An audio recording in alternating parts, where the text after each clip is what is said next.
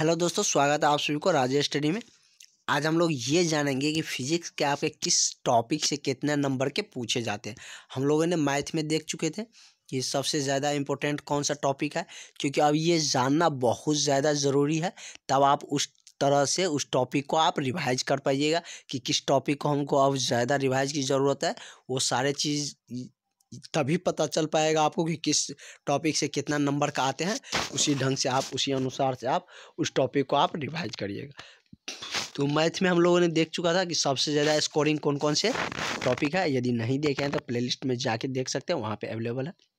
आज हम लोग ये देखते हैं कि साइंस में डिस्कस करते हैं। साइंस में फिजिक्स और केमिस्ट्री का आज देखेंगे कि कौन से टॉपिक से कितने मार्क के पूछे जाते हैं और कौन से टॉपिक मेरे लिए कितना इम्पोर्टेंट है, क्योंकि ये जानना अब बहुत ज़रूरी है।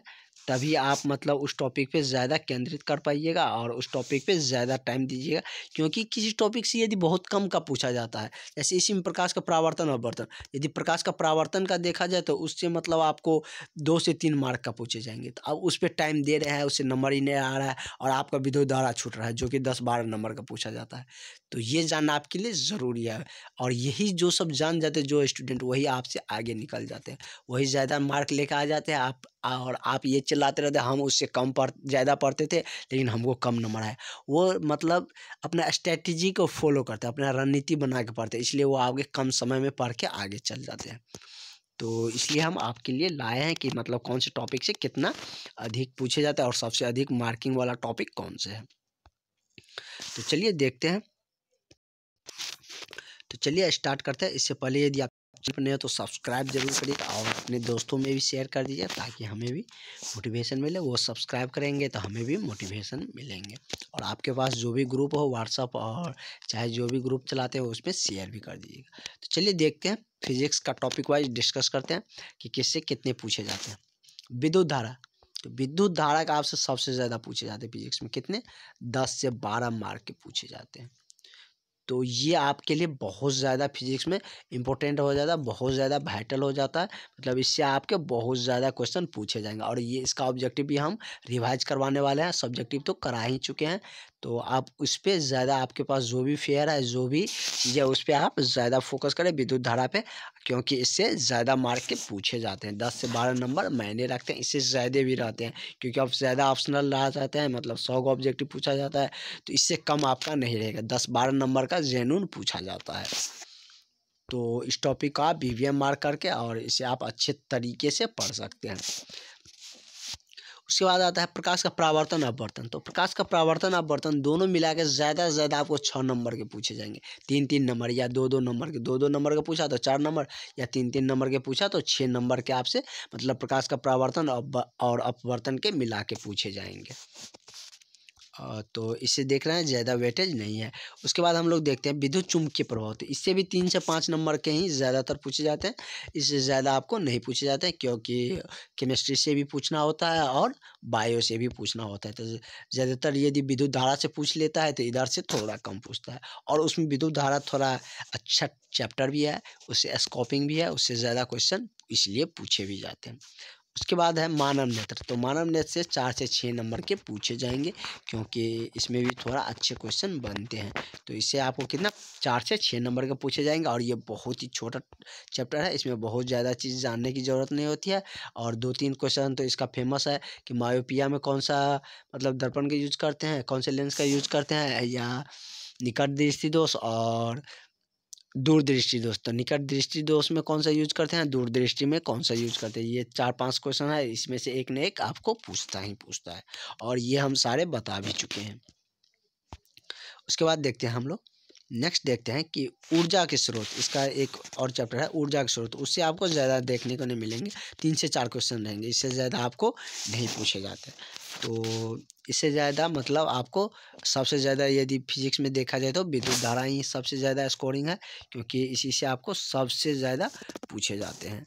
तो ये देख लिया हम लोग फिजिक्स में टॉपिक वाइज कि किससे कितने पूछे जाते हैं, और आप उसी तरह से उस टॉपिक का रिवाइज भी करिए, क्योंकि उस टॉपिक से ज़्यादा पूछे जाते हैं तो उस पर आपको ज़्यादा कमांड भी रहना ज़रूरी होता है।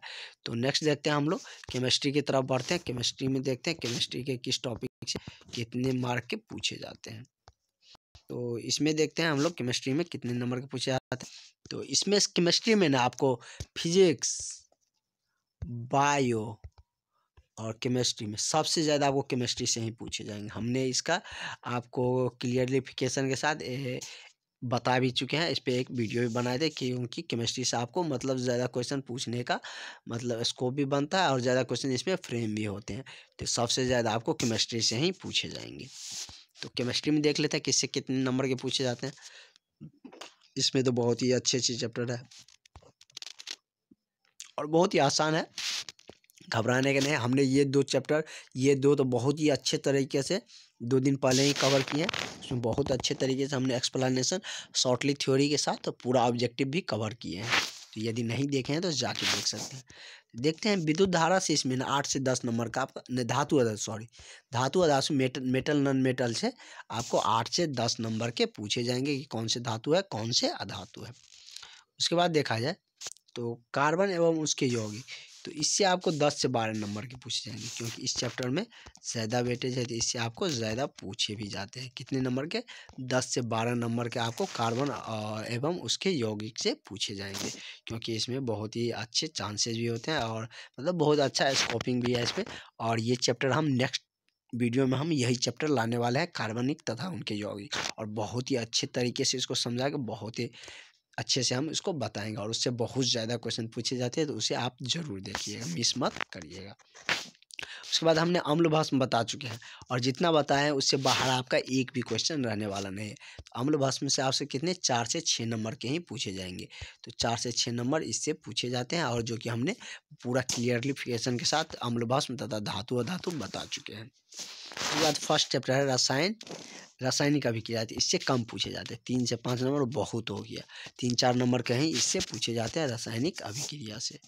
उसके बाद है तत्वों का वर्गीकरण, तो इससे मतलब 3-4 नंबर काफ़ी हो गया, क्योंकि इसमें न उतना भी मतलब क्वेश्चन फ्रेम करने का है। तो बहुत क्वेश्चन फ्रेम हो सकता है, लेकिन इधर वाला टॉपिक सब ज़्यादा वाइटल है तो इस सबसे ज़्यादा पूछे जाते हैं।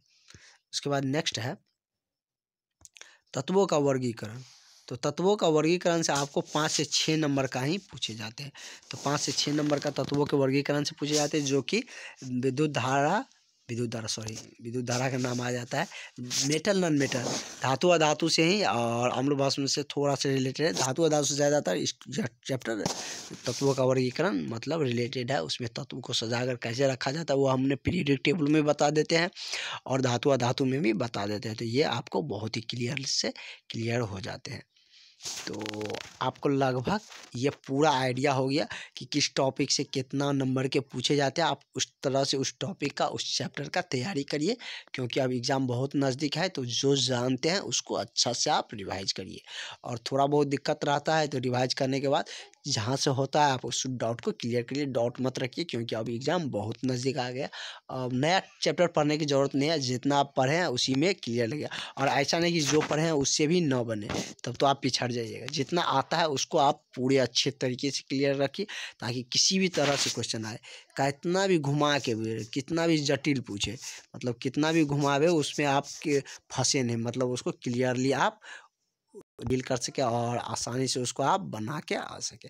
और आपको हमने बहुत ही क्लियर वे में बताया। अब हम आपको वीवीआई क्वेश्चन सब बताएंगे, जो कि आप वायरल क्वेश्चन सब वही सारे क्वेश्चन देखेंगे।